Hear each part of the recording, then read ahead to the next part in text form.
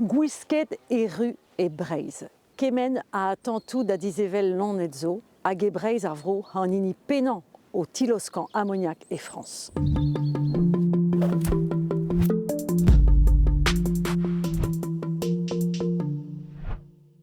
D'an daou war nugen a viz wever daouvil per war nugen ebe kondanet un timak agro evit bezan bet saotret zan malaou.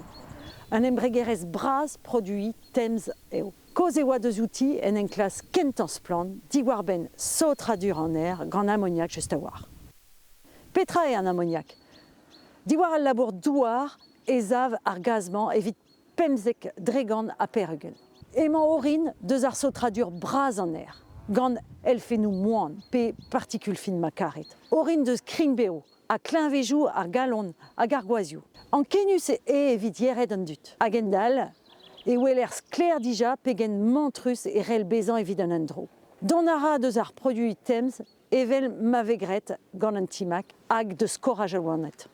Galare ar gwelet war ar garten bet e bannet gant splan peptonen Ammoniac a zo en o kumun. Dre ar pez a zo bet diskleriet e daouvildo gant an embregerezioù labour-douar hag an uzidou.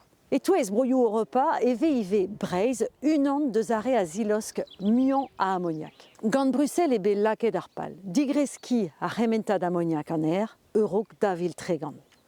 Met en tu kontrol les ex bro France, kreskede a c'hwer pik 6 dregan an Ammoniac ban etre daouvil pem a daouvil c'hwezek. A digresket de strigepken etre daouvil c'hwezek a daouvil nantek. E Breizh ne ket dizun vel ar jeu. Rastelet ebet ur bern a arrand publik gant darn deus an embregerezioù saotruskenan gant Ammoniac. A kendelret e vezan a tantou braz, meurbet da vezan aotret gant ar stad, a pez a dal muor al wanet a muor a Ammoniac.